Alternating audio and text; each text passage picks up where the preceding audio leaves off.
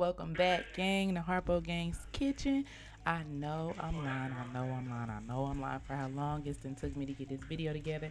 But nonetheless, we back and we better with the most bussinest birria tacos recipe cooking video you've ever seen or tried before. It's not gonna be like that motor oil stuff everybody be talking about you get out the food truck.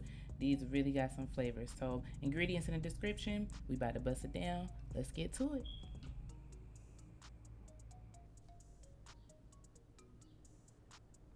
Alright, so the first thing that I did was went ahead and took the seeds out of the peppers, since the peppers, or the dried chilies are going to be used in both the chili oil seasoning and in the actual consomme. So take out as many seeds as you find necessary for spice level. The more seeds, the more spice.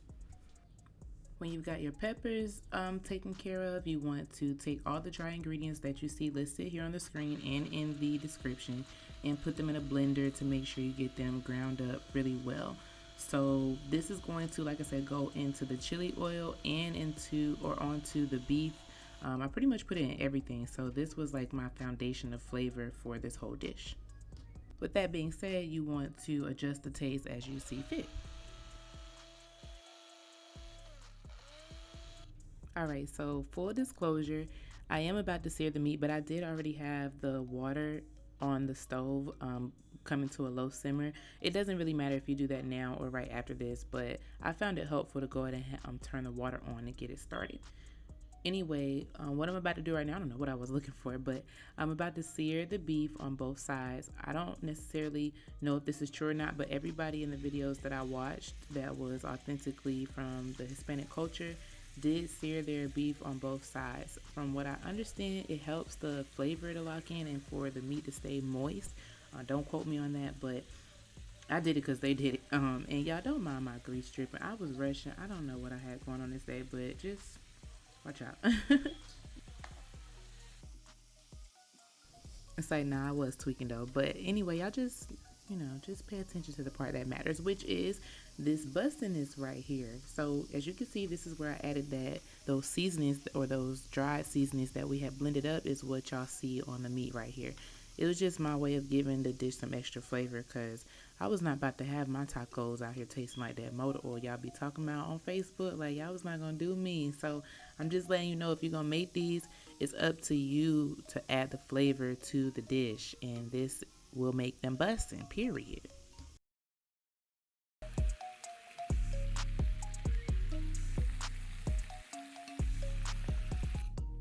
Okay, so now here comes the fun part. In the pot, I have, I don't know, maybe 8 cups of water. Who knows? Just enough to make sure you cover everything.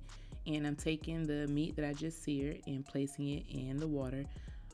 I think that I put vegetable broth in here. I might have just did that on the vegan one. Honestly, I'm so sorry. I was so all over the place making these tacos this night. But honestly, if you add vegetable broth to the water, it will not hurt. It will only make it better. So I know for a fact that I did have vegetable broth in the vegan one. I'm gonna go ahead and just say this now. I did not capture me making the vegan ones on video, and that's just because by the time I finished this stuff, y'all, I was just so wore out. But I will do these again so I can show you in depth how I did the vegan ones, which is pretty similar. Of course, just without the meat stuff, and didn't have to take as long to prepare things because it's just veggies. But we'll do that at another time. Back to these tacos right here. So all I'm doing right now is taking all of my vegetables now, and putting it in the water with the meat. So the green onions, the whole white onion, the whole garlic bulb, the bay leaves, everything that you see listed there goes in this water. This will become what's called the consomme, or the soup base for the tacos. This can be used multiple times once it's made. There is a recommendation out there to make this a day or so ahead of time along with the chili oil, but again, this is my first time, so I was a little rough around the edges with it. But once you get everything in the water, you want to set the timer for about an hour while we work on some other stuff, and then we'll come back to check on it. Alright, so for this chili oil, like you can see, the oil is already really hot. So you just want to go ahead and get some oil at a high temperature and then drop the dried chili pods in there so that you can infuse the oil with the flavors from the chilies. Just be careful not to burn them because this oil is very hot and I left them in there a little bit too long. So you just don't want them to give off that burnt flavor or smell. Just beware of that. And like I said before, it is recommended that this be made a day ahead of time along with the consomme, just for the optimal or the most, the best flavor. But it still came out bussin', so no worries. Okay, so now you want to grab the blender or the blended seasonings that we had put together earlier and put them in a bowl. You will want to make sure that the bay leaves and stuff are like really ground up. Honestly, I don't think it's that important, but I guess, if you're a perfectionist, you would want to. But then you'll take that really hot oil, which should still be pretty hot, and pour it right over the seasonings. Now you'll notice later, or you'll see later, that I did have to add more seasonings and oil as I went along because I realized I was making more tacos than I had made really chili oil for. So just want to portion it out for how much you're making, and of course you can add more along the way, but again, it's best to let this stuff sit so that the flavors can really lock in and it will give you the best flavor. So just keep those things in mind.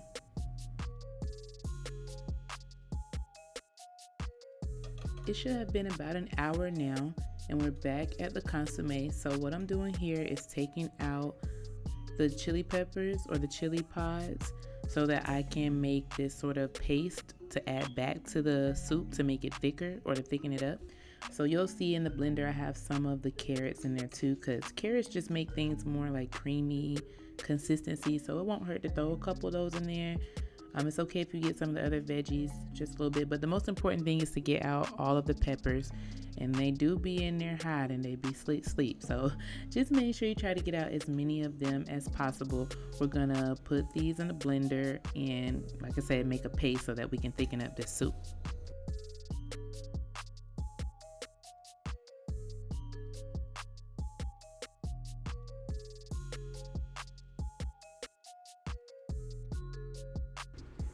And once you've gotten all of the veggies and peppers or chilies out that you want to have out, you'll take a measuring cup and scoop out about a cup and a half or so of the broth or the water that is your soup and add it to the blender as well.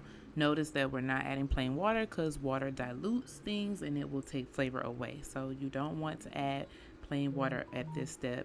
It is very important that you use the broth from your consomme.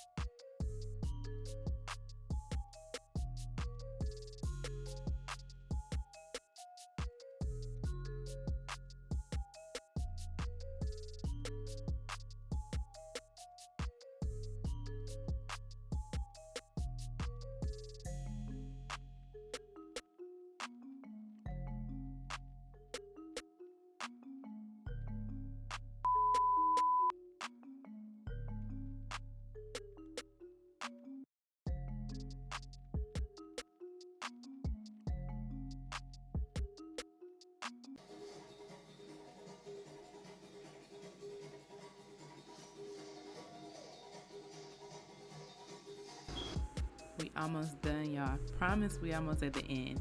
But so now I'm about to actually shred up the beef to go in the tacos. This is the last step before I actually start to build and cook the tacos themselves. So this is really a simple part. You just want to make sure that your meat is done enough or tender enough for you to just take the fork and tear it apart. If you're not able to do that, then you'll want to put it back in the water and cook it for however much longer until that's the case.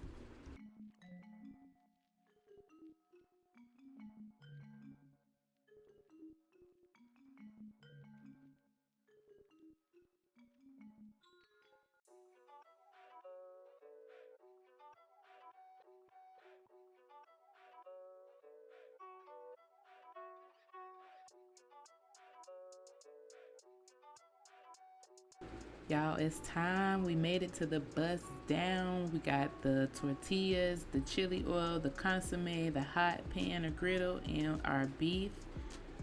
First things first, take the tortilla, dip it in the consomme, get that flavor on there. Take it and dip it in the oil, the chili oil that is. Then I went ahead and of course put it on the hot pan or skillet or griddle in my case.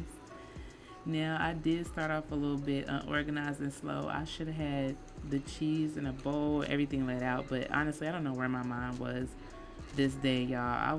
I was really tweaking, but for a easier layout, you'll want to just put everything in a bowl, and then you can just take, and pile everything. It'll go a lot faster. So it goes cheese, beef, cilantro, and onions. More cheese if you need to. Fold and flip. Bust it down.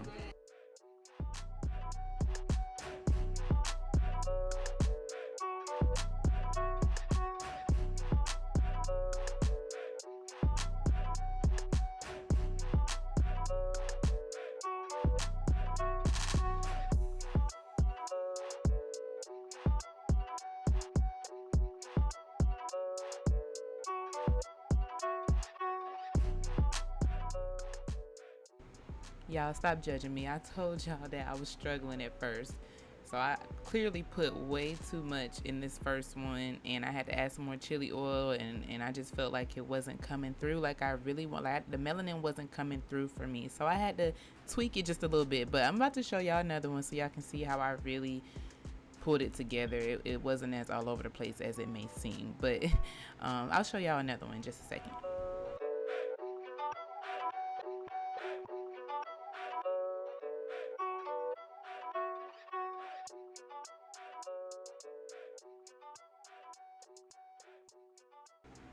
Oh, y'all, I had forgot. Like, these just really got me over here. I'm about to make these again. Like, no, I'm for real about to make these again next week. I might do it live next time so that y'all can, like, see me doing it instead of me trying to come back and talk over it. Just so you can be a part of the process. And, two, I'm going to really do the vegan ones next time. Like I said, I was all over the place this day, so I didn't really get to it. But the vegan ones will be coming soon. But here, okay, so here's the second one. And you see, I'm getting through it. I had got two of both of them this time. Let me stop. But nah, so yeah, so you dip it in the soup base, consomme, then in the chili oil. The only reason why I had added more oil to the skillet was because I just felt like I didn't want it to burn, like. So maybe you don't need as much oil as me, but listen, I wasn't trying to have the house smoking. So anyway, you add the cheese so it can start melting. At this point, I used mozzarella, and then on top I use like this blended 4 cheese. So it's really whatever is up to you, honestly.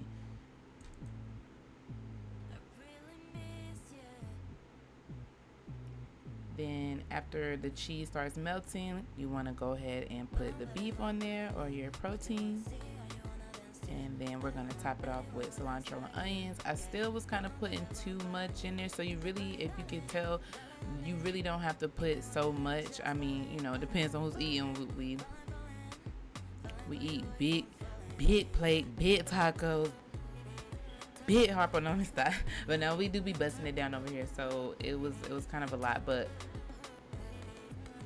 do you, boo-boo, okay? Do what's best for you and yours.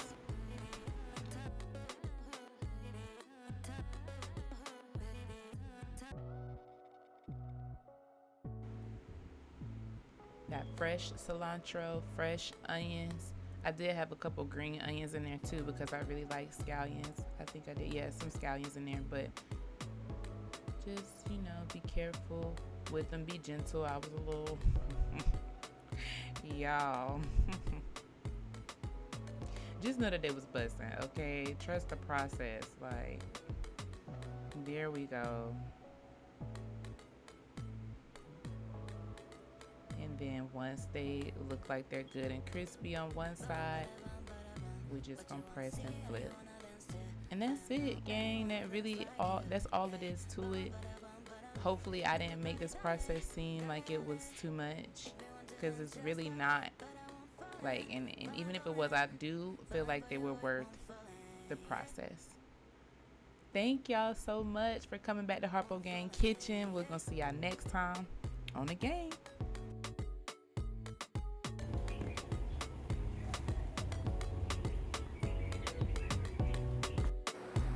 Cause that fry boy was. Oh wait, Harpo, you said it was bussin'?